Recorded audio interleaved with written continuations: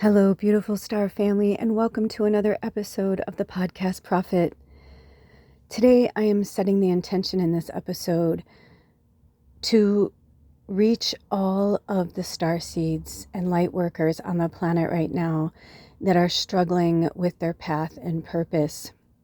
And it's because what I am experiencing in my own adventure journey is the true difference between want and need, and intuition over want, not always recognizing what is the best thing for us. And I will start this by saying, for those of you who don't know, drum roll please, I'm moving to Hawaii. And it's really crazy. It's so crazy. It's awesome and it's beautiful, but it's also been one of the most unsettling things I've ever gone through. And I've gone through a lot in my 54 years. I have really gone through a lot. And it's interesting because my landlord, it was so awesome. I do a work trade as the landscaper of this beautiful, I don't know how many acres it is, but it's a beautiful property. And it's very magical. It's not in the best location. You know, if I could like pick it up and put it somewhere else, it would be like my dream spot. And I've said to him, I'm like, why? And he's like, look at this though. Look at this view. I go, yes, but you have to like hear the freeway all the time. I'm like, it makes me feel crazy sometimes. And he's like, see, he's like, I can just zone that shit out. He's like, and when it gets bad, he's like, I could put on music and look at this all day. I'm like, yeah, I guess that's true.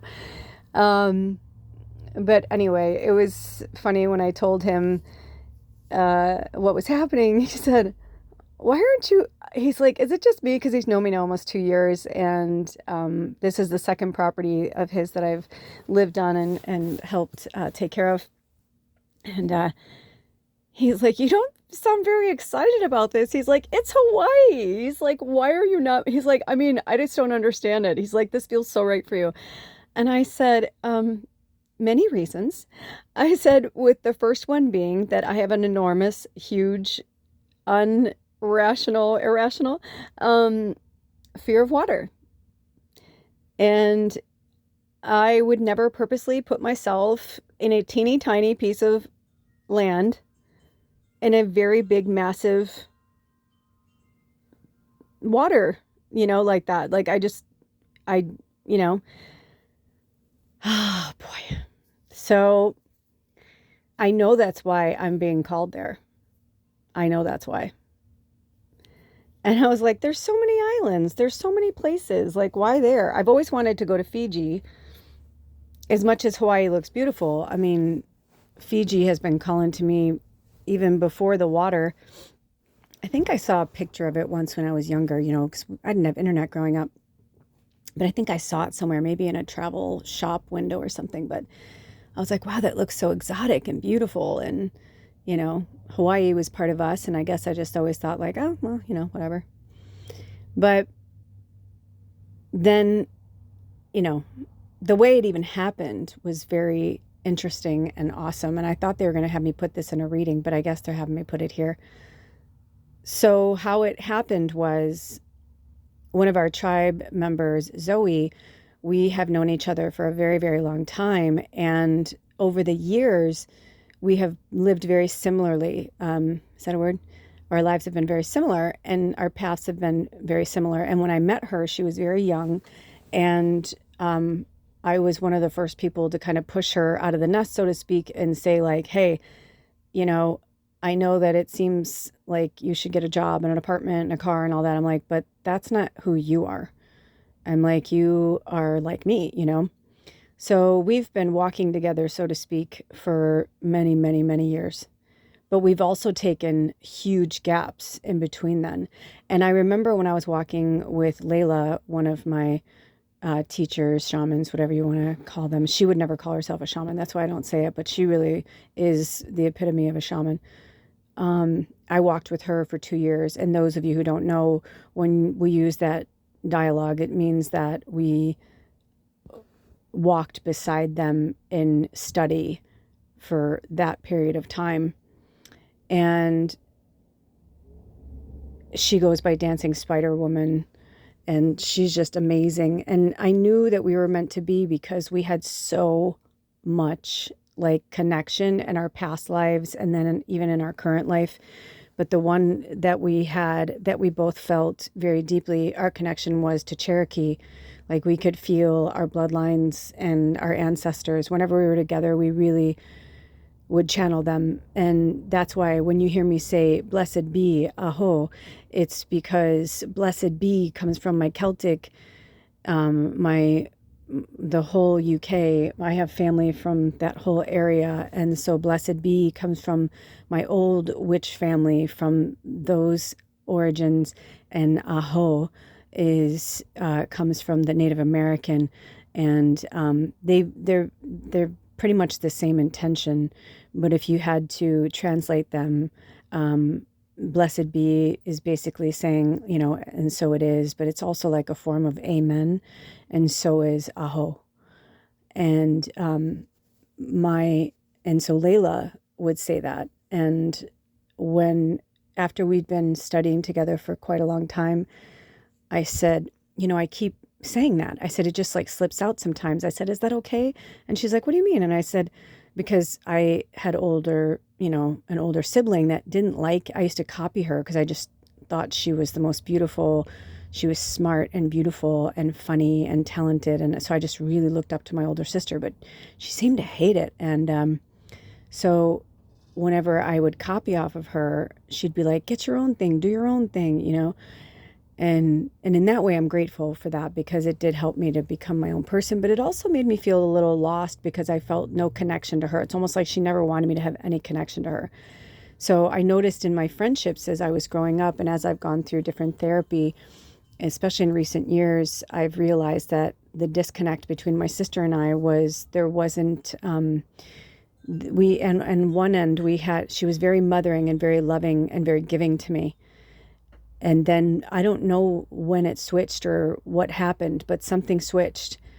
And then I became like the gum on her shoe and she didn't want me anywhere near her. And it seemed to carry on,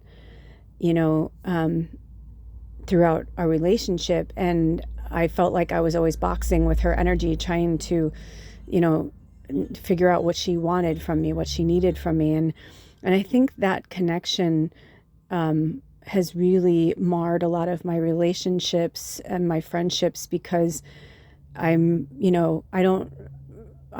could tell you all the reasons why I believe that connection with her was that way. But, I never felt a motherly connection to my mother the way I did to my sister.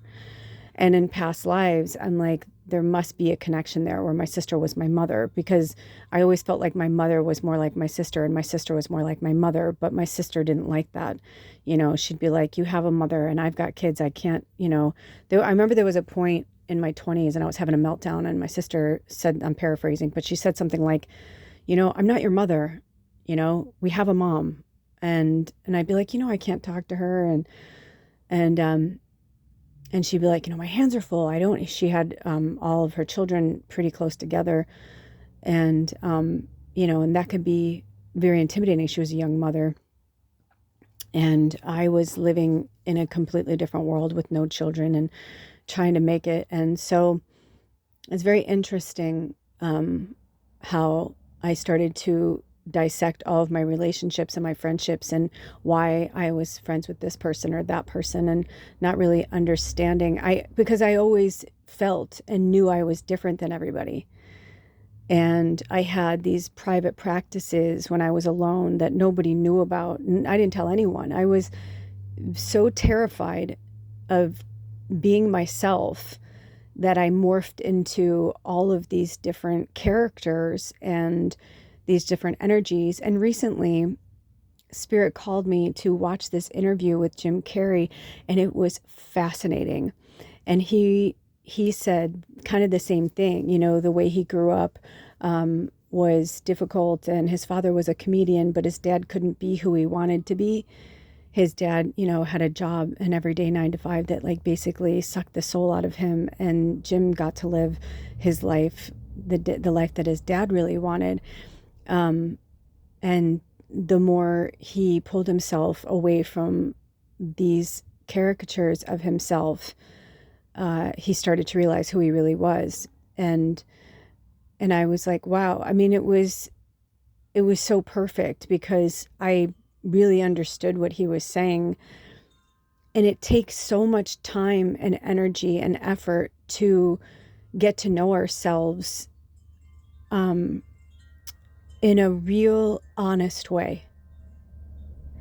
And that is why I push a lot of the Starseeds and the Lightworkers to pull away completely from their third dimensional families and friends and jobs and things like that. Because I know, I mean, so many of you have said it. Anna has said this to me repeatedly, even in our private conversations. You know, she's like, you've changed so much. Like, you've evolved so much since I've, known you. Anna and I met through Instagram and became friends. We've been friends for almost a decade, which is so beautiful. And we've never even met in person, but we don't need to, we will. I know that, I feel it, but I'm saying, like, we don't need to in terms of to have the closeness that we have because we've known each other before, we've gone through this before. And if you're listening to this right now, I set the intention that we have a connection in that way. So that's why I am hoping that my hope for this is that it'll reach every light worker out there who is struggling in any way with their identity and trying to understand, because in real time, today is January 29th, 2026, and it comes out to the number 13 and also the number 4. 13 is my birthday. 4 is a very lucky number for Sagittarius this year. And it's interesting. I used to do things in 3s all the time. And lately I've been noticing when I do things in 4s, I'm getting a more balanced outcome. It's so interesting. Get it? Like 4 legs to like a table, like 4. So I'm following the breadcrumbs, but it's not easy. People ask me all the time how I live this life, and I was ridiculed for a long time by friends and family that couldn't understand why I couldn't stay with a job, or why I couldn't stay in a town, or why I couldn't stay in a house, or whatever it was. My sister used to call me the Grim Reaper because I started a rescue out of my home. It wasn't legal, but it was like a rescue. I mean, people knew that I would take in an animal that was in duress. And at one point we had 4 cats and 2 dogs. And my then husband, my first husband, was like, what are we, running a rescue? And I'm like, yes, we are. I'm like, they need us. They need us. And at that time we were, really flush. I made a lot of money and I was like, yeah, and, it wasn't like he didn't make money. He did. But there were a lot of times that I worked because he was working on his music career. And he was doing so well. And I mean, he got signed to a label, or with a band that just got signed to a label. And, I watched him go through so many things. And so I was happy to support him because he's like, when I make it or whatever, he's like, then you can do what you want to do. And let me tell you, in the meantime, I wasn't like suffering.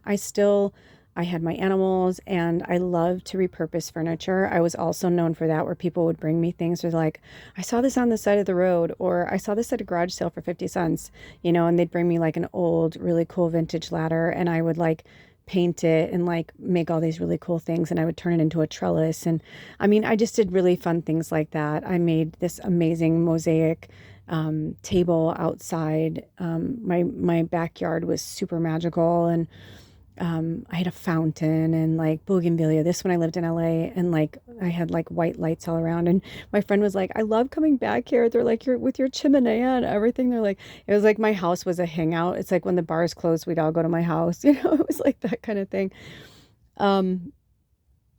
But I digress. Anyway, but I've lived in so many places and I've traveled a lot, and people couldn't understand, why. I'd say I'm bored. I learned what I wanted to learn, or I was interested in that, and now I'm done. And finally, when I was in my 30s, I met this beautiful woman. I was on an airplane, and she was gorgeous and exotic and amazing. And we had this conversation, and she was telling me about her life. And she said, you remind me of myself. And she's like, you will get there. You will find it. You know, she goes, some people, they want instant gratification, or she's like, they want to work towards some goal in a cubicle for 40 years and, you know, leave with a toaster and a pension and whatever. She's like, but you know what? She's like, that was never for me. And she changed everything for me when she said, what's wrong with the way you've lived your life? She's like, you know what I call it? I call it life college. And I was like, I like that. I'm like, I said, I'm going to take that. She's like, take it. It is. It's exactly what it is. She's like, some people go to college for 4 years and learn a profession and then they do it. She's like, but I feel like people like us, we do different things. We try different things and, you know, maybe something will stick for a while and maybe, you know, but it was really frowned upon by my very Midwestern, you know, right-wing Republican Christian family. Was like, no, you need to be married with babies and, you know, serve your husband. And, you know, just the way I was raised was just really messed up. I mean, both my parents were born right after World War II. And so they were raised with that, you know, mentality as well. And so it's been a very confusing but beautiful journey. But now I realize that's what's meant to be. And also I've been getting that it's not just that it's 2026, but I've been getting that the number 6 is also a very auspiciously magical number for us this year. And funny, 6 and 4, which they said Sagittarius is 4, comes to 10, and we're in a 10 year. So this is a very magical year for all of us, astrologically speaking. There are so many things happening, things that haven't happened, you guys, for like thousands and thousands of years, where things just line up so perfectly, or also where things are like, wow, this is what happened, you know, during this war or that war, or, you know, lots of similarities with times of war. So it's very interesting and how everything is really coming to a head right now.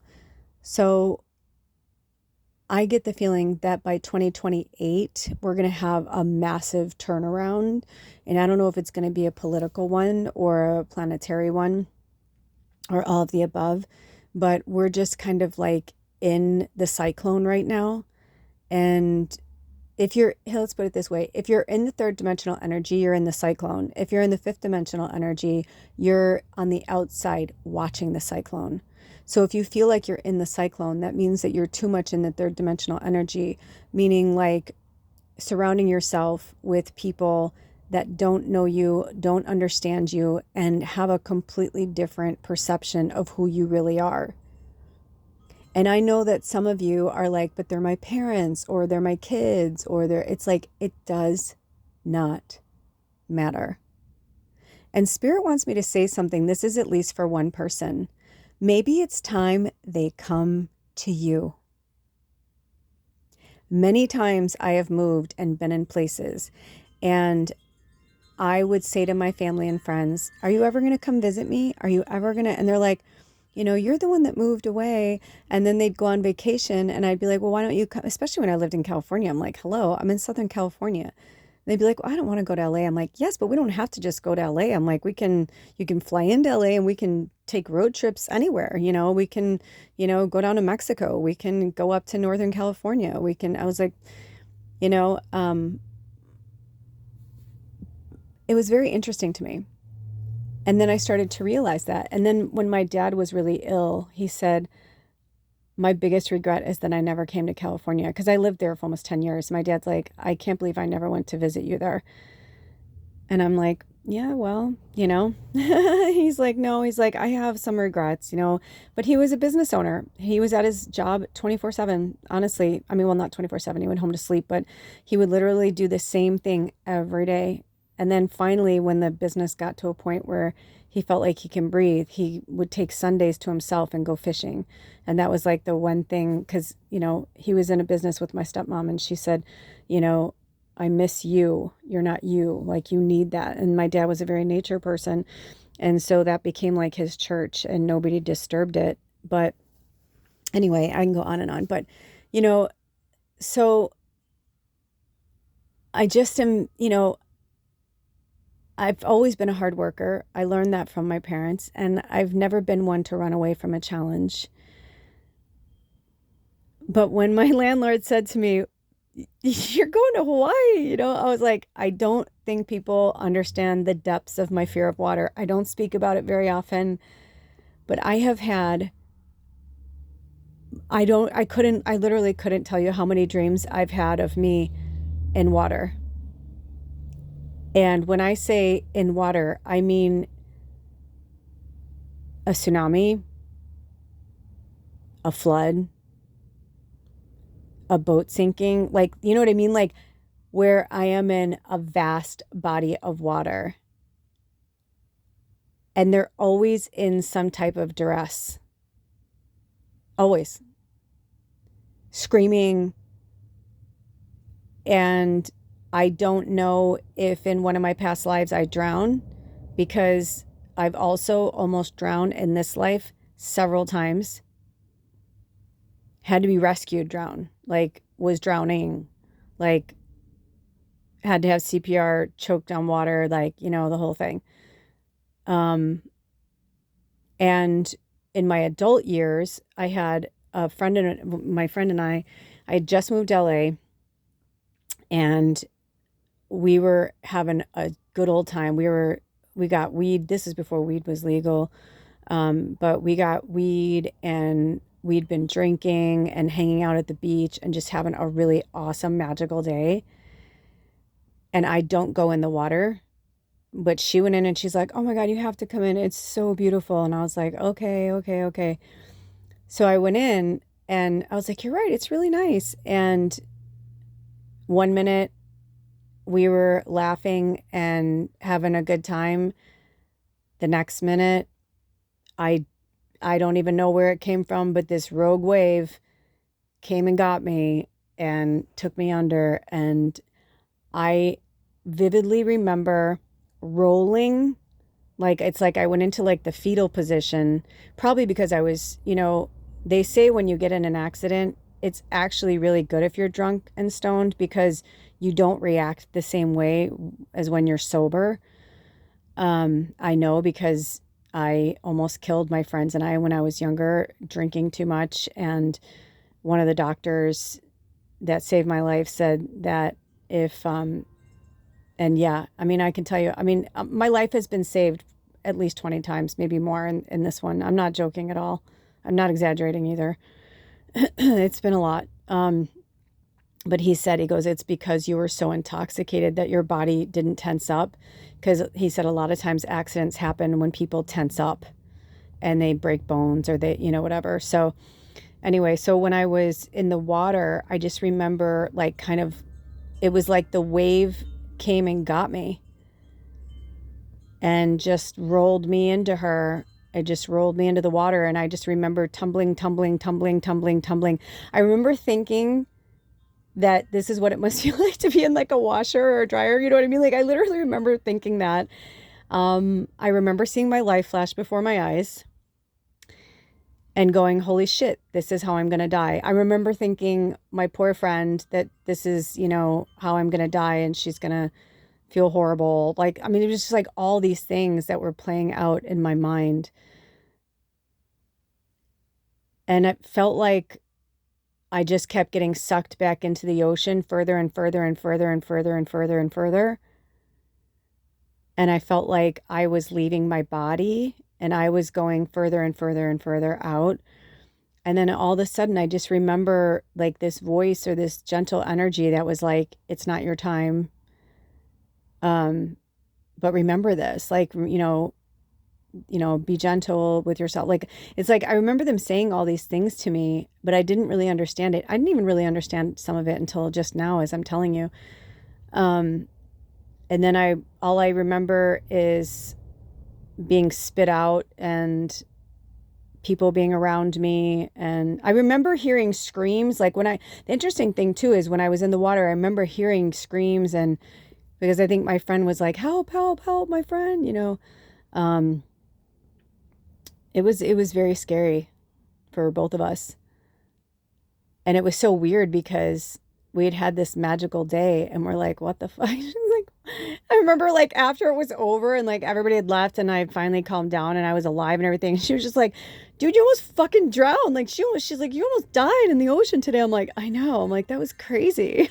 I'm like, but I didn't. You know what I mean? I was like, let's go party. I'm like, I'm still alive. You know, that's how I was. I just was like, whatever, man. Like, fuck, I'm alive. Let's, no, honestly, it was a scary thing, but it made me realize just like how much I'm meant to be here and that every time I try to kill myself because I, unlive myself or whatever, I don't know, that they're saying that they're flagging videos now for using certain languaging. So anyway, but when that happened many times, it was because I knew I wasn't living my authentic life. I knew I wasn't living my authentic self. And I needed to slowly remove myself from all the people, places, and things that didn't resonate with who I was becoming. And now looking back on all of it, I'm grateful to all of them. They all taught me so many lessons. And I'm glad they all have beautiful lives. They're living their best lives. My family, my friends, those people I don't speak to anymore. Every so often, Spirit will call me to look at things online, or they'll call me to research something of somebody from my past. And I sometimes, I'm always, not sometimes, but almost every time that they have me do that, I'm always hopeful that they're really happy and everything's good. But then I'm also like, oh my gosh, did they die, or did someone they know die? And recently Spirit called me to look at somebody, well, I should say somebody had crossed over and they came to me. And I was like, oh my gosh, did you die? And then I looked them up and I was like, oh, you died. I was like, oh my goodness. I'm like, well, welcome to the other side. And they led me to look at all these pictures of people that I used to know. And it was really, really beautiful. It was sad. I cried because, I want to be part of that. I want to be part of their lives. I miss them so dearly, but it's just not time. I always hope they'll come back around. But every time that happens, I have to remember that I am an earth angel. I am a starseed. I am a light worker. I was born into those families. I was led to those friendships and those relationships and all of those experiences and those places and those people. So they can teach me and I can learn from them, and I can teach them and they can learn from me. So permanence is not something that's for us, my loves. And I say that because I know a lot of you are struggling with your identity and your purpose and your path. But if you feel less than yourself and or drained after spending time with people, that is a huge red flag. And you cannot and will not grow and evolve into who you are meant to be in this life and this purpose if you do not shed that skin. I spoke of the date not just to speak of 13, which is our divine feminine, our goddess mother energy as well, but also to remind you that the sand is going through the hourglass. We have but 3 weeks before the fire horse comes in. This is a massive shedding for all of us. I don't want to go to Hawaii. I'm being called to Hawaii. This last week, Alder and I went on an adventure, and we went through an area that I've been through before, but I felt like I really needed to go through again. And when we were having lunch by this beautiful body of water, I just broke out into tears and I said, I love the Pacific Northwest. Oh, I'm starting to get emotional again. I said, this feels like my home. But I also remember sitting on my best friend's rooftop the week before I was leaving LA. We used to love to go up there and smoke weed and hang out, and he had an amazing view of the city. He lived up in the hills, in the West Hollywood Hills. He was literally up the street from the Viper Room, up in the hills. Angeline, anybody who knows LA and you know Angeline lived in the building. I used to love sometimes just when we'd go to the, we'd, go into the garage to get his car and we'd see her pink, I think it was a Vet. I think she drove a Corvette or Camaro or some, it was pink. That's all I remember. I ran into her once in the elevator. She was hilarious. Angeline was, if I can't get into it, just research her. She was famous for being famous. Like she made herself famous. Like she came to LA to be famous, I think, or she grew up there or something, and tried to be a starlet and tried to be famous. And so instead, she became famous by like making like a name for herself and getting rich men to buy her billboards and all this stuff. She became like an icon and a legend for just being herself, which is fucking awesome. Like she was like Paris Hilton before Paris was Paris, you know what I'm saying? But I digress. Anyway, but we were sitting up on his rooftop and we both started to get emotional because we grew up together in Chicago. And we both moved out to LA. He moved there first, and I moved there like a year or two after he did. And I'd lived there for 8.5 years at that point. I ended up moving back for like 6 months sometime later, but altogether it was almost 10 years that I lived in Los Angeles. And he just said to me, "How can you leave this?" He's like, "How can you leave?" I'm like, "I don't know." I'm like, "It's my home, you know?" I understand. I said, but, we were moving back to Chicago. It's a long story. I didn't really want to move back to Chicago, but I did it for my husband and my family, and we were going to try and start a family and blah, blah, blah, blah, blah. So none of that ever happened, which is ironic. He ended up getting married to someone from my rival high school, which is crazy. Just crazy, especially because he's British. Well, he was born there. Anyway, I digress again. So much. See, my life is full of so much color and experiences, and I'm blessed to have them and all of these beautiful jewels in my life. So, and the only reason why I said it like that is because she disliked me so much that she wouldn't allow he and I to stay friends. And I thought to myself, honey, you should be so grateful that I'm like, it's because of him or because of me that he's even with you. You know what I mean? Like all the breadcrumbs that we had to follow, that I followed without remembering or understanding, that I was a starseed and all that. But anyway, it is what it is.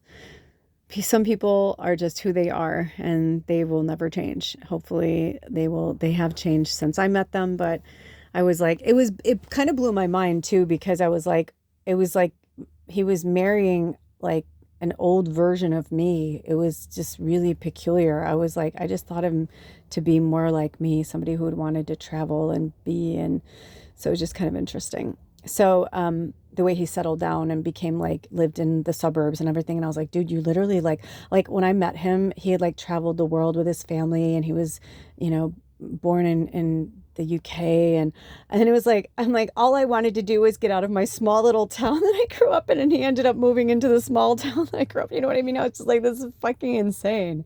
This is insane. It was like insane. It was insane to me. It still is. It still is. I don't understand it, but to each his own.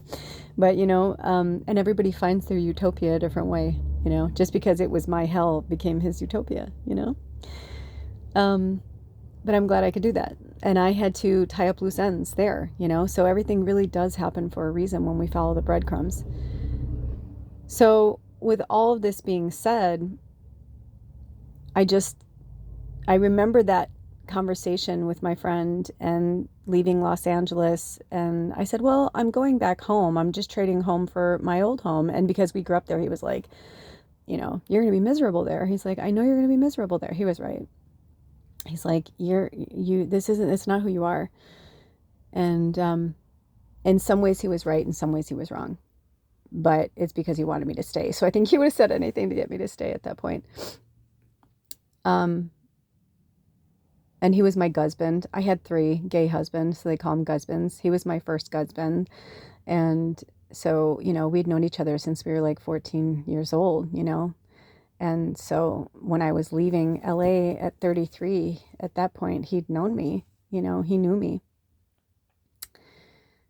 So now I feel like it's the same thing. I just looked over at my now current husband and I just said, who we are in separation. And I said, am I doing the right thing? I said, am I just running away? I'm like, I don't know. And he's like, you're doing the right thing. He's like, it's just, it's just change and scary. And I'm like, because I'm coming from the Pacific Northwest, and where I live is I'm on the top of the Olympic Peninsula, and I'm literally like smothered in mountains and beauty and water. But it's different, the temperature here is a lot different than the temperature in Hawaii, which, is basically, it's tropical, right? So it stays nice pretty much all the time. They have freak storms, but like, I think they have had snow once, but it was like a freakish, weird, thing. I think the record low is 30, but for the most part, it stays between, the 60s and the 80s. So, except for in the summer, I think it gets hot in the summer in the 90s, but it just stays, it's 1,200 miles from the equator. And I started to do the research on it, the pros and cons of living in Hawaii. Oh, why did I feel like this was going to be good for me? It was not. It was not good for me. It just made me kind of, well, it was good for me because I know I needed to see it. You know what I mean? But it was also a little intimidating because the cons were, they're like, the pros, it's tropical and beautiful and blah, blah, blah. They're like the cons, it basically has every horrible thing you can think of in terms of weather, from earthquakes to tsunamis to cyclones. You know what I mean? It's like, there's no, there's lightning and thunder and, you know what I mean? It's like, there's all of these different weather patterns that are just kind of, intense as well. So, of course, having all of these dreams and astral traveling of being in situations like that, where like one of the dreams I remember vividly was I was staying in a high rise, and I don't know where it was. It was tropical. I remember that there were palm trees, and I was in a high rise, and I want to say I was like on the 11th floor. 11, I love it. But seriously, I feel like that's the number I remember. Like, it was high enough up that like I saw the waves coming. Like, I saw it coming, and I saw that there was like nowhere to go. There was literally nowhere to go. And I remember sitting there just like watching it come in and crash all around. I will say that I was very proud of whoever built the structure I was in, because it flooded up to there. So imagine that, 11 stories, right? So the water had, so obviously the whole island was underwater. But I remember trying to climb down and trying to help people. And yeah, that's just one of them. There's so many I can go into it, like I could do a movie about it. And many, many, many, many, many more. I have this one vivid memory of being in water, and all of these people are clinging to the edge of something, and I couldn't tell what we were clinging to the edge of until I realized that it was a building, and the water had gone up so high that we were clinging to the edge of a building trying to get to land. Just crazy stuff. I remember being in like rivers. The irony is I'm a triple Sag and my moon's in Scorpio, but in my chart, it's like 70% masculine and like 70% fire in my chart, like from Aries, Sag, and Leo. My third decan's in Leo. Water puts out fire. So, but it also could be, I do feel like I was in some type of dysentery on a ship or something, and, either we died on the ship or we drowned on the ship, or like, I don't know. Like, I do feel like something like that, So no, I haven't and it was so funny because my landlord's like, there's literally a sign outside of the house that, I mean, it's true. I can throw a rock at a sign outside of my house that I'm in a tsunami zone. And he goes, and not only that, but the Olympic Peninsula where I live on is at the edge of the tectonic plates between us that connects us with Russia. And they've been sliding for a long time, and like rapidly in the last few years. They've been talking about volcanoes erupting. I'm surrounded by mountains, but they're actually volcanoes. They're just not, or they're active, but they're not, like, you know what I mean? So it was kind of interesting. So when my friend in Hawaii, I was called to talk to them. We hadn't talked really in a long time. And when I said, I don't know what it is. I'm like, but I keep getting all these signs to come to Hawaii. And I said, I feel like I'm meant to go there for ceremony. I keep seeing me there over solstice this year. I said, how would you feel about me coming there, to visit? And she was like, oh my gosh, yes. And she was like so excited. And then that's how it started, that I was going to go for a visit. And she was like, oh, well, actually though, she's like, I'm coming to where you are, because she was coming for, one of her family members had passed away, and they're having a ceremony for them in June. And so she's like, but I don't know when the date is. And then it was really weird. Like a week later, she was just like, oh my gosh, or maybe it was a few days later. She's like, how crazy. She's like, I literally just found out that it's going to be like a week before solstice. I'm like, well, that's cool. And I said, well, maybe we can figure something out, or maybe we can fly back together or something. I was like, I don't know. I'm like, let's just, you go away, I'll go away. Like, let's just like kind of think about it. And it went from me having this pull to go do ceremony for solstice there to, oh, that would be fun. Why don't we get a flight together, And she's like, yeah, but I'm going to be flying out of, Spokane, which is like literally on the opposite side of Washington. And Washington is a massive state. And I'm on the peninsula, which is actually even further, it's like, so anyway, I was like, oh, I'm like, okay. I'm like, we'll figure it out. And I said, unless, I was like, wait, and they just got a new puppy. And I was like, hey, I just had an idea. I'm like, what if I come out there for like 3 weeks, and I can come out for like a week, and you can teach me, how to take care of your dog. And then I can take you to the airport or whatever. And then, you can go home, see your family, and then I can watch your dog. And that way they'll stay in like your training and all that. Cause it's, really important to keep a puppy, in the same training system when they're little. And she was like, oh my gosh, that would be amazing. And I was like, cool. So then it was like, I'm coming for 3 weeks. Then 3 weeks was like, I feel like I'm meant to come there longer than 3 weeks. And I'm like, and then all of a sudden, one day I was meditating with spirit, and they told me I was moving there. And I'm like, what? What do you mean I'm moving there? So I have been going through this for a few weeks now, and it has been like the 7 stages of death.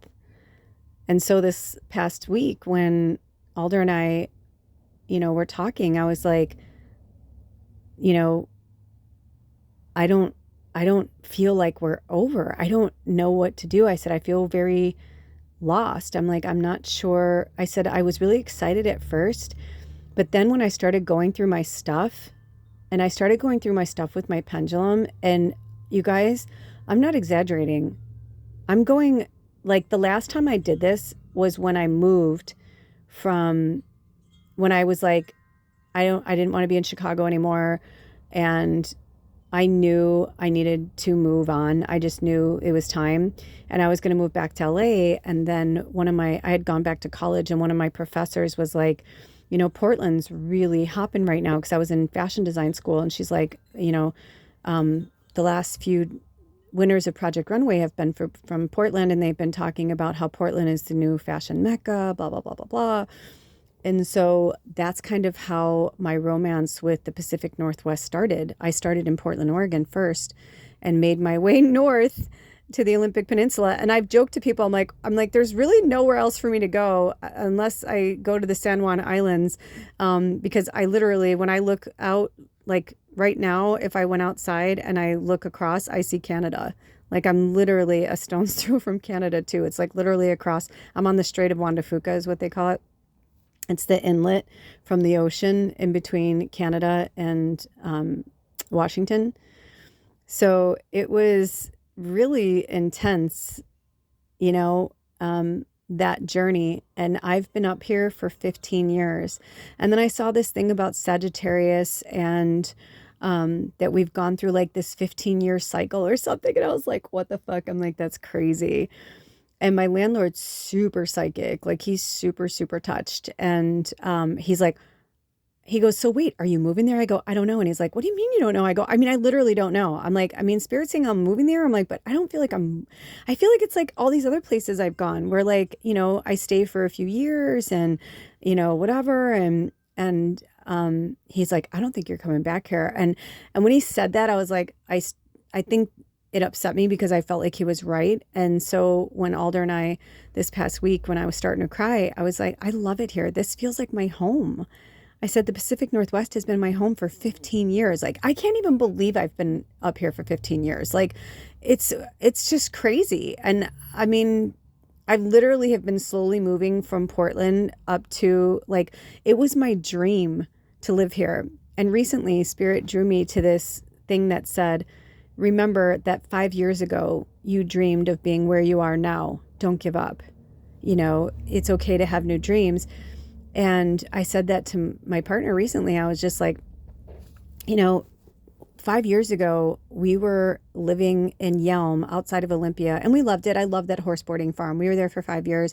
I loved it. I loved working with the horses. I realize like now how much horses are like just a part of me and I need to work with them, which is why I'm doing this. Just so you guys know, this work trade that I'm doing, or the reason why I'm going to Hawaii is I'm going on a work trade where Zoe is starting this week, and I'm going there in, I think in April. I think that's when Spirit is calling me to go there. So it's a really cool magical farm, which I'll tell you guys more about as like it gets closer and like, you know, and even right now it's like 99% that I'm going there. But I mean, I don't know. Zoe could go there and be like, I don't think this is the right fit for you or me or, you know, but there's tons of work trades there. I know I'm going to Hawaii. That's all I know.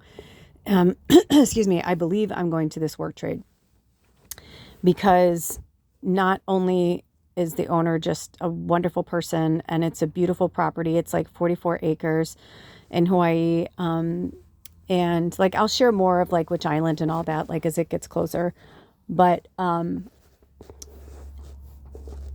he has wild horses. He literally bought the property with wild horses on there. And part of like buying it was that he had to make sure that they were cared for and all that, you know.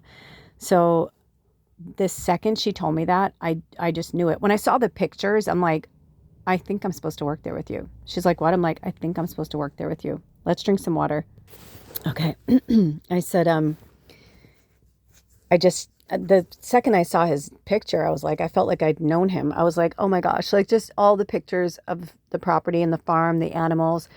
But what really got me was when she sent me this one picture of this horse, and it reminded me so much of Ghost. I don't know if you guys remember Ghost, but when we were boarding, when I was working on the horse boarding farm, there was a horse there that was all black, and then he had one big patch of white over his eye and then to his muzzle. It was really cool. And he had one brown eye and one blue eye. It was really magical. And I don't even know what his real name was. I just always called him Ghost. It was like the first thing that came out. And so I always, almost all the horses that were boarded there, I hardly ever called them by their names, because their names, if it felt good, then I would. But if it didn't feel right, I'd say, what do you want me to call you? You know? I remember when I worked with Gandalf, and I was like, that is so fitting. Like, he was a Gandalf. He was like a great teacher. He was just beautiful. Anyway, so Ghost was a big part of, you guys know I've been writing my novels for a long time. I have a novel series, and one of them has to do with horses and horse-like creatures, and so it's like the birth of like some of my creations, my characters in these books came from these horses. And that's the same feeling and connection I felt when I saw these pictures. This one looked just like Ghost, except for instead of being all black with white, he was all brown with white, and he has one blue eye. And I was like, that's crazy. And Zoe's dog is I know I'm going to say it wrong because I said it wrong. I think it's Tallulah. I think that's the name of the dog. I might have got it right. And they have one blue eye, and she's magic. The second she sent me her picture, I'm like, dude, and I've been wanting a dog for a long time, but like haven't felt the connection with one. But I like right when I saw her dog, I realized I'm like, oh, this is perfect. It's like having a dog without having a dog, like I can help her, with the dog, but like, it's not my dog, That's why it's important, when I said, show me how you are training your dog, right? Because it's important to keep that going. But I said, that's amazing. I'm like, well, maybe my dog is there. I don't know. Maybe that's why I haven't gotten a dog yet. So, she and I have both been battling our connection to Hawaii right now because, I think she'd be okay with me sharing this. So I hope it's okay, Zoe. But we were talking on the phone, and she was just like, I don't know, or I should say, we do voice notes to each other. And basically they were just feeling a little lost. And I was like, I feel like you're meant to be there, dude. I'm like, she's like, I know. And it's interesting because when we don't talk for long periods of time, I know it's because they're on their journey and I'm on my journey. And we're so powerful when we come together that it's actually better for us to stay apart so that we can make our own decisions. And like, we have to make our own mistakes, and we have to make our own paths. We have to learn our own lessons and all that. But then when we do come back together, it's really powerful. And so that's when it all started to snowball together, is when she's like, I've been here, she'd been there before for a work trade. Then she came back to Big Island, Turtle Island, as they call the States. And then she was called to do a work trade again there last spring. And so she's been there not quite a year. And she's like, I don't know what I'm, what I'm meant to do or whatever. And that's when I said, I'm like, dude, I feel like you're meant to live there. I'm like, I don't know if that's the answer you were looking for. I'm like, but I feel like you're meant to live in Hawaii. And so it kind of started there. But then the more we were kind of like sharing information, and I was just doing research for like, yay, I'm going on vacation. You know what I mean? Like, I'm going to go for 3 weeks. Like, this is going to be so fun. I was so excited about it. I was so like excited. I even told Alder, and he was really, cool about it, because I was like, well, if we're still here and doing the work trade, you'd have to mow the lawn for me. He's like, no, that sounds good. I feel that, that sounds good for you. Yeah, I'm here to support you, whatever you need. So everything was good. But then the more I started talking to her about living there, and the more I started researching everything about the island, the areas, everything, I was like, what is happening? And then like the breadcrumbs were coming together. Then all these signs that Spirit has been showing me for like the last 2 years, but definitely since Baba died. And one of the last things Baba said to me before she died was, because I said, I don't understand. I said, I feel like we could have, I'm like, I feel like you could have lived longer. I'm starting to get emotional. Sorry, you guys. Okay, sorry. Baba said, I can't go where you're going. And Hawaii has a very strict quarantine on animals because they pride themselves on not having rabies and all these other things.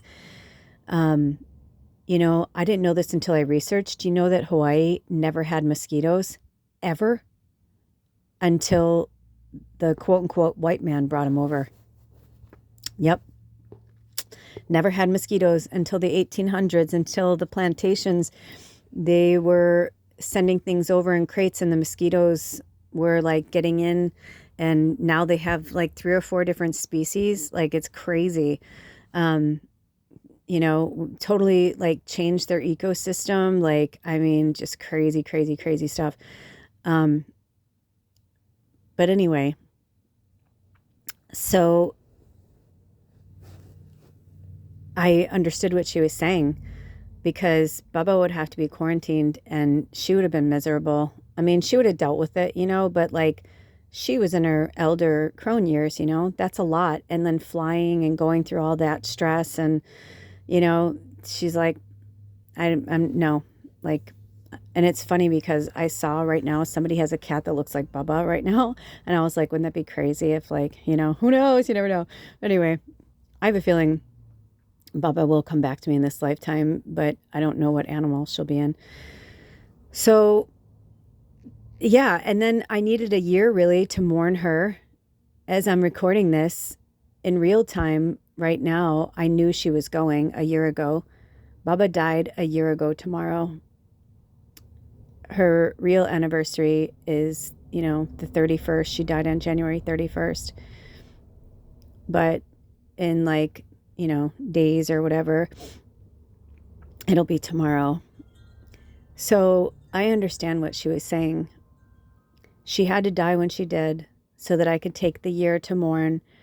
And I need to close up my life here. It doesn't mean I won't come back. I mean, right now, Spirit won't give me a deadline. All that they've been showing me is that I see me shipping a box there to Hawaii, and I see me going there with, I think, 1 or 2 suitcases. And that's exactly how I moved from Chicago to the Pacific Northwest. I gave all of my things away.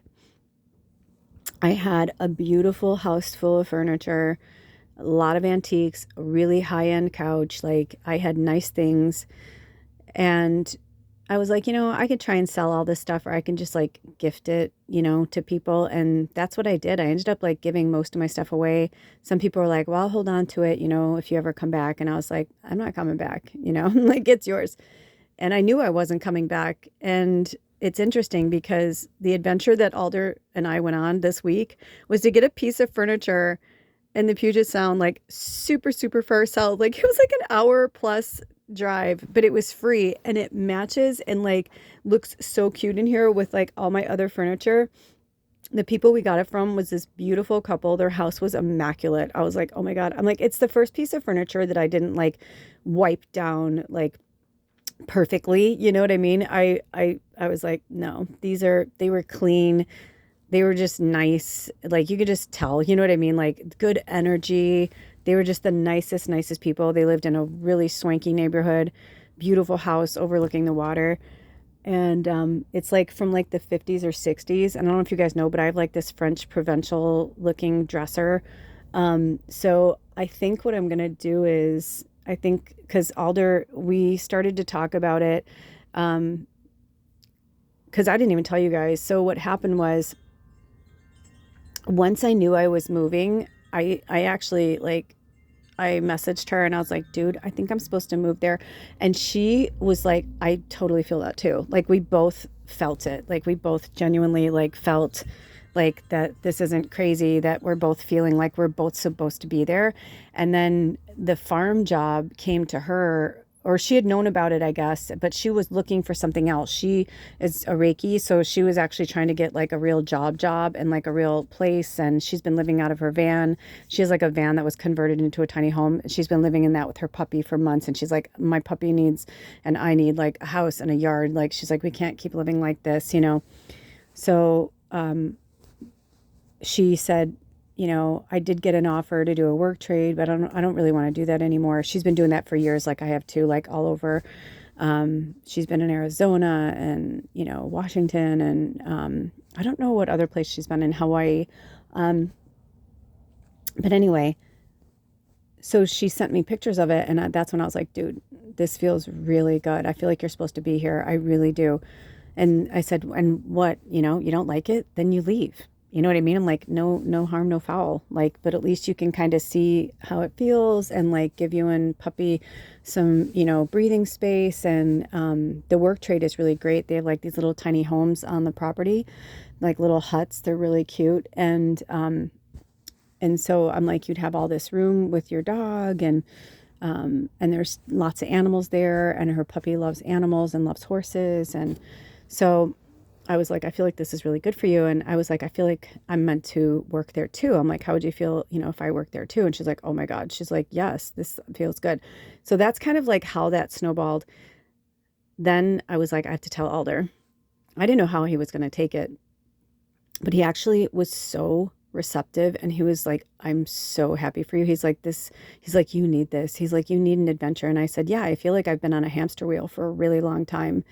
And I've also been kind of like waiting for Alder kind of like to work through his stuff. And I kind of just feel like I've been in a waiting room for a really, really, really long time.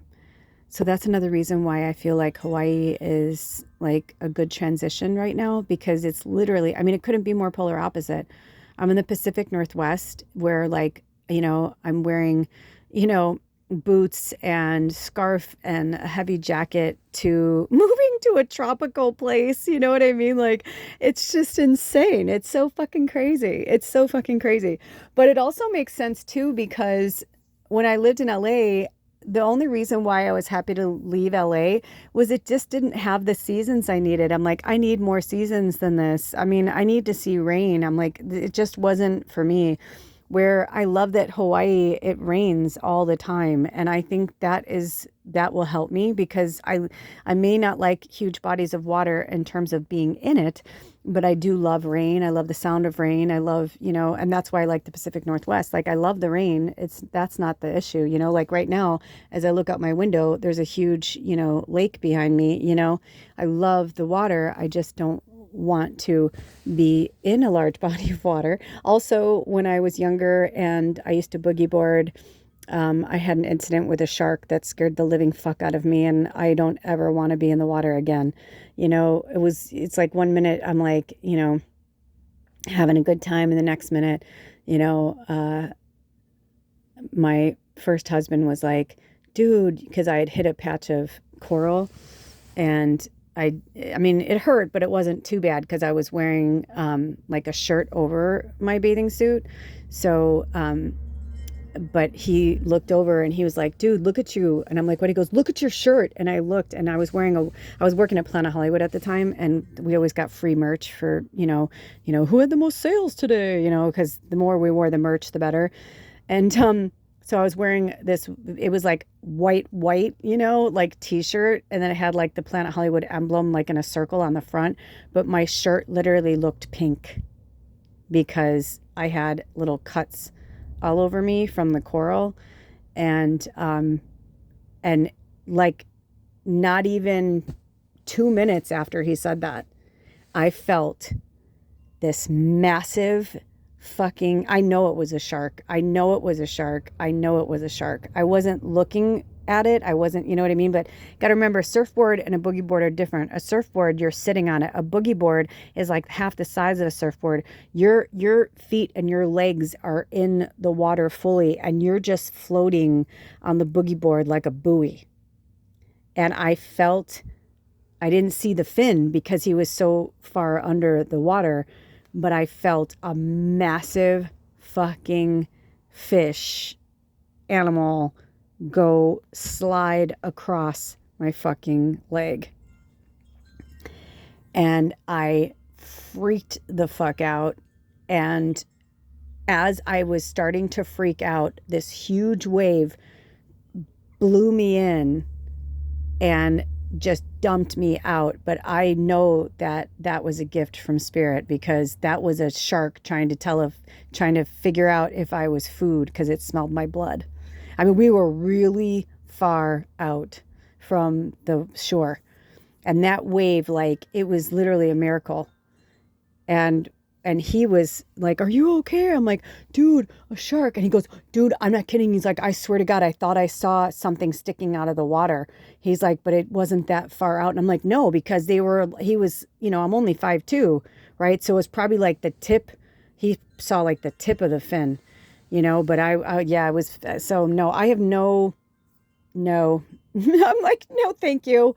No, thank you. And, it's their land, like, or their world. You know what I mean? Like, we live on the land and have legs. They live in the sea and have fins. You know what I mean? Like, they eat things like me. So it's not their fault. I'm in their home. So, I don't go into deep body. That was the last time, no joke. I told you about the first drowning story, but that time was the last time I have ever gone in the ocean that deep. And I will never go again unless something happens. But so do I want to take a plane across a huge body of water? No, not really. You know what I mean? Like, I've done it. I've gone to Europe. You know what I mean? I've done it. But yeah, so there's definitely pros and cons to this. So that's why I'm trying to tell you guys, like,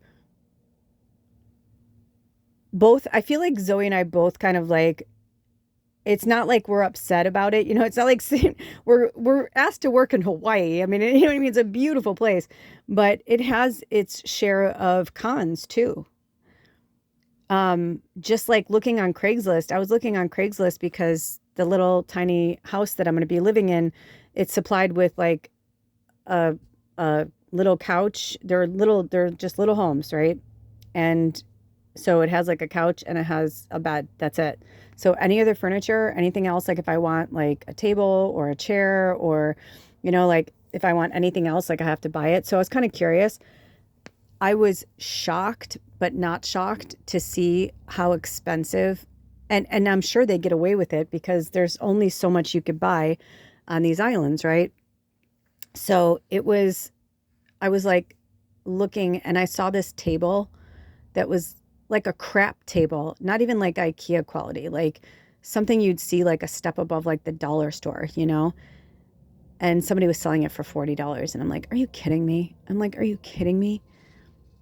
And like really nice furniture is like hundreds of dollars. So I was like, holy shit. So it's kind of interesting about that too, like the cost of living there. But the bonus is that the food is really cheap there. Like for people like me as an organic vegan, the food is super cheap because there's so much food. There's like plenty of like fruits and vegetables. But like if you're somebody who eats a lot of processed food, yeah, it's expensive because they only ship in so much and they have to pay all these prices for the shipping to bring it in. So yeah, it's like $12 for a gallon of milk. Like that's insane, but they don't, like I saw that they had like calves, like they're starting to get like more livestock and stuff, but they have to be mindful. They have wild pigs. Like how crazy is that? Like here I'm concerned about like mountain lions. You know what I mean? There they have wild boar, and they're big, like they'll kill you. You know what I mean? So it's just interesting, like all the different things that I have to learn about. And it's crazy, but also cool, So Alder and I had a really beautiful talk because I just said, I don't feel like we're over, I don't understand. And I was like, and I don't normally share this with you guys, but I feel like I want to share this with you because I know a lot of you have a lot of love for Alder, as you should. You've heard a lot of his shadow side over the last few years since we've been separated. Well, it hasn't been fully 2 years, but it'll be 2 years in July. And I'll be gone. So, but I just was like, how are you feeling? And because I said, now that we've both, because I told him on Friday and we hung out on Tuesday. And I said, he's like, I'm happy for you. I'm really happy for you. And I said, are you glad I'm leaving, And so he goes, and he paused for a second and I almost threw up. And I said, I'm like, he's going to say it. I'm like, just be honest with me. He goes, let's just put it this way. He's like, I'm really happy for you. And I really think that this is good for you. And then I started bawling and I said, just tell me the truth. I can take it. I'm like, we need to start like being brutally honest with each other right now. I said, because I'm leaving. I'm like, I'm going to be 2-hour time zone away. I'm going to be living on an island, like not just like the islands here up here in the Pacific Northwest. We have islands everywhere. But I was like, no, this is like, you got to take a plane to get to me. I said, just tell me. And I said, and I want you to tell me from your heart. I said, do you feel like we're over? I said, I can take it. I really can. I just need to start understanding, this shift and this purging that's happening right now. And he looked at me and he's like, do I think we're completely over? And I said, yeah. And he's like, no. And I cried more, but I also sighed a relief because I don't either. And it's not because I'm like, feeling like this attachment or like, oh my gosh, or you know what I mean? It's like, it just like we were having such a good time together that day. And he just feels like my love, my best friend. Like I know we're in a precarious place right now, but I said, I just don't feel it. And if he said that he did, then it could be like me having to deal with it, like to go there. Or because I said to him, I'm like, don't feed me some bullshit right now just to make me feel better because I'm leaving. I'm like, it's better that I know now. And I think it's better for us in our communication and our conversation between us on whether or not, that's something, but I could tell he was starting to get a little emotional about it too. And so I think we both, my prayer and my joy for us is that he will meet me there. Once I'm there and established, and you know what I mean? Like whether this farm is just a transition or whether it's, he's meant to come live on the farm too. I don't know.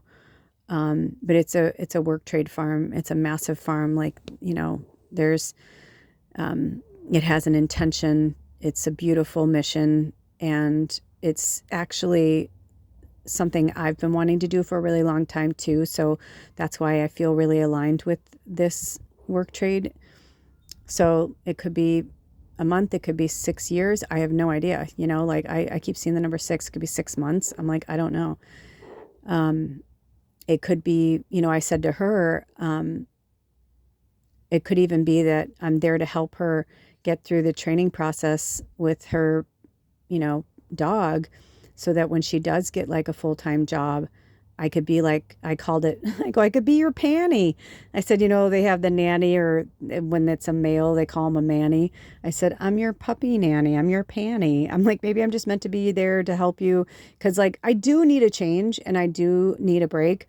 But when I was going through stuff, you guys know I live in a tiny home. I don't have a lot of shit. I mean, I have a lot of shit for living in a tiny home, but I don't have a lot of shit. So I started going through, and I have 50 plus decks, by the way. I think I've been saying 30 plus, but I have 50 plus decks. So I don't know if Spirit's going to have me do something on my channel, like a giveaway, like 1 deck a week or something until I leave, or I don't know. But I definitely know that she said that the mold problem there is really bad. And I have a really bad mold problem here.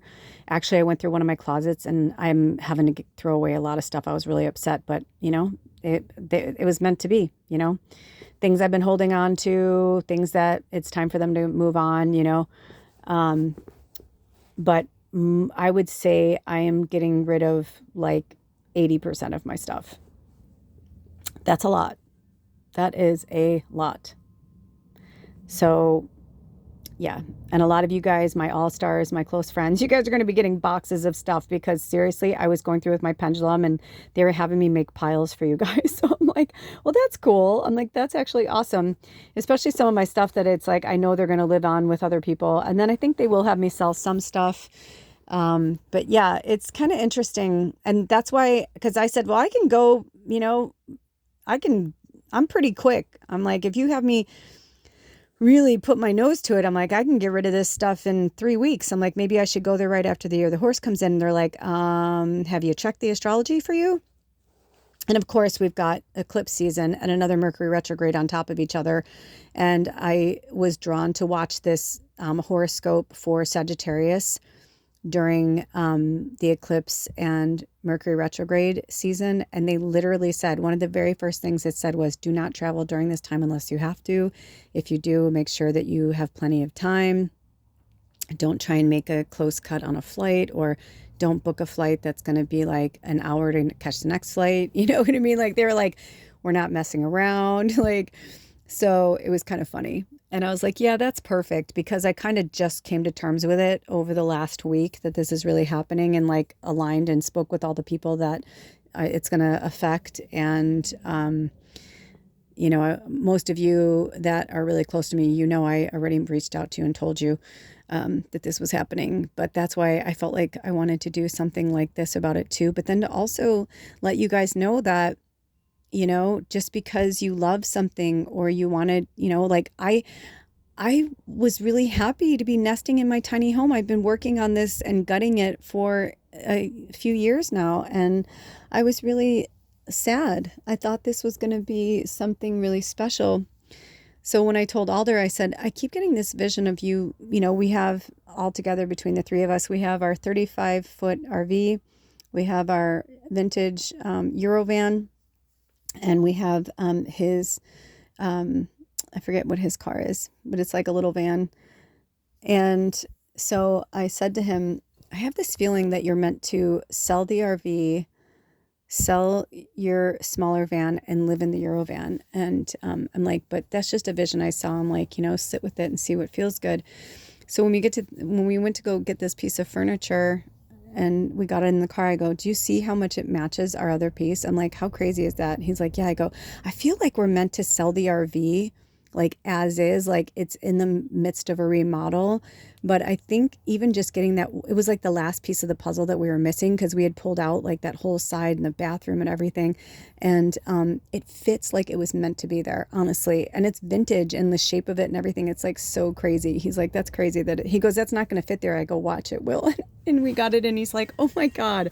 I go, I told you. I said, I feel like this. I go, we just drove an hour to get this piece of furniture each way. I said, but we went on an adventure. We had fun. We went to all these little shops that we needed to go to anyway. And, or we've been meaning to go to since before the holidays. I needed new socks. I've been wanting to get headphones forever. So, there's like this massive hub called Silverdale that has like every store you can literally think of. Like seriously, it's crazy. Like every store. I mean, it's like what one town has a Ross, TJ Maxx, and a Marshalls in one town. It's like, that's crazy.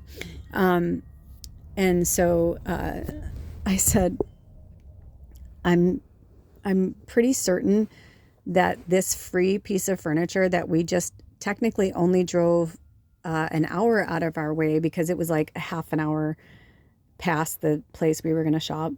I said, I have a feeling it's going to literally like bring the price up like $500. I keep seeing that from Spirit, because we were like, oh, we'd be happy to get this much for it. I go, I feel like we'll get that much more for it just because we went and got this piece of furniture. Because, you guys know me, like I'm going to make it look really cute. If we're not going to take anything in here, then I'm going to make it look so fucking cute and so appealing that people are going to want to buy it. And I said, and I'll just, because I said, well, you can live in it while I'm, after I leave. He's like, why? He's like, if I'm not even, if I'm going to live in the Eurovan, why would I even bother? He's like, I really don't care. And I said, you said that. I said, you say that. I go, but he's 6'2". I go, you might like it a little bit more to like, just, he's like, no, I'm seriously fine. So anyway, I feel like this is all coming together in like the most magical way. And I feel like I'm actually setting up a home for like the next person. And it's meant to be theirs. All they have to do is finish, like they have to tear out the roof. I mean, it's still a lot of work, but we did some of the hardest stuff, ripping out the carpets and ripping out the walls and ripping out the plumbing and like, the radiator and the, like all like that kind of stuff we did. And now there's only one side that's left, but it's like so tiny, and it's going to take nothing to tear it out. Like it's literally not a big deal at all. So, and it's cute. If they even wanted to like kind of rebuild around it, they could. I mean, if they wanted to, they could actually just tear out the ceiling, the walls, and the floor, and like redo some of the stuff underneath it and leave it if they wanted to. But either way, it's livable right now. It's off-grid and on-grid livable. So, I think we're going to get more for it. So I feel like we've just been kind of building on our investment, So the moral of the story is attachment. And Pele, she is a very loved and highly respected goddess of the Hawaiian Islands. She is their main volcano on the Big Island.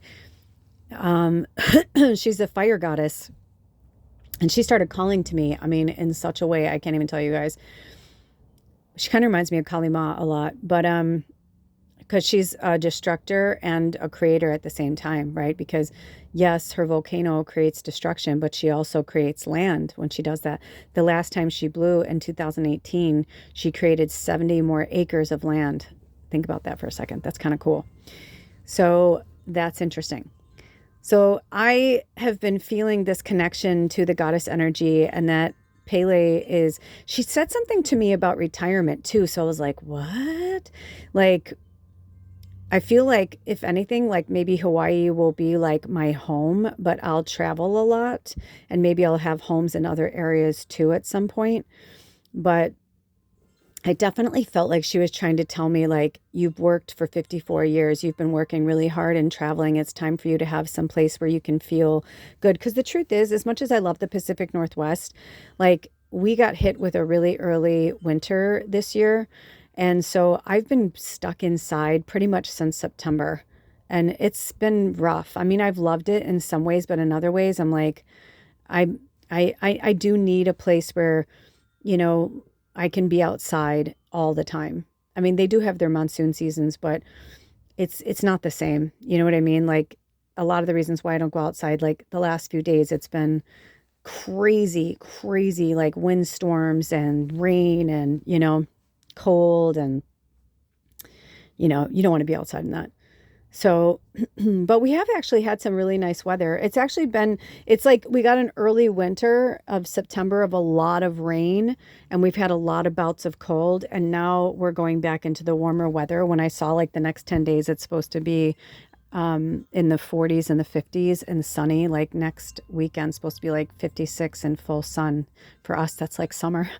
So, it comes, it goes. But anyway, so I just wanted to share this adventure with you guys and let you know what's going on. And I will keep you posted along the way. And yeah, I don't know what's going to happen. I don't know what's going to happen with my channels either. Like, I don't know if I'm going to keep them or if they're going to evolve, or, you know, I don't know. But it's interesting because there's just a lot of changes ahead. So be open to the change, you guys, and be open to saying goodbye to those people, places, and things that are not part of your path. Remember that even though we have free will as humans, I almost said Americans, that's so funny. Even though we have free will as human beings on the planet, for some of us, we don't. We have free will to a point.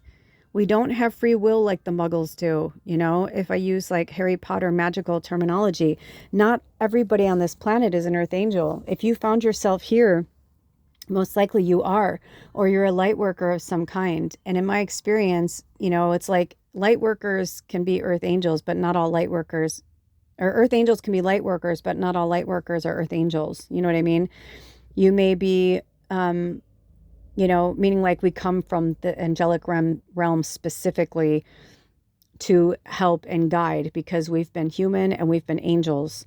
Enoch's not the only one. Like we've had a lot of experiences, or Jesus, I can go on and on. John Lennon, there's so many Earth Angels now. We've done this throughout time, throughout history, where we come and we help guide these planets, whether, there's billions of galaxies out there and there's lots of planets doing things, but Earth is a training school for the soul, and it's not like other places. I do know that. So there are some of us, there are souls in waiting lines, so to speak, like millions and millions of souls that want to come and live here. And it's a privilege to live on Earth in a human body. But as Earth Angels, it's a little more difficult for us, because like right now, I thought I was starting to nest, and Alder and I were starting to get better in our relationship. I felt like, this is it. This is my year. I'm going to work on my music this year. I'm like, I'm going to finish my first book this year. I'm almost done. And I was like so excited. I go to get a laptop. My laptop cord fizzled out last year. I got a new one. It got here. It didn't fit. I'm like, what are you talking about? It says it should fit, blah, blah, blah. Spirit told me to leave it alone, but, because they didn't want me to work on my book. It's like, those are the kind of things, like when you keep getting those kind of signs, it's because it's not time. It's not ready. And for everything, turn. There is a season, turn.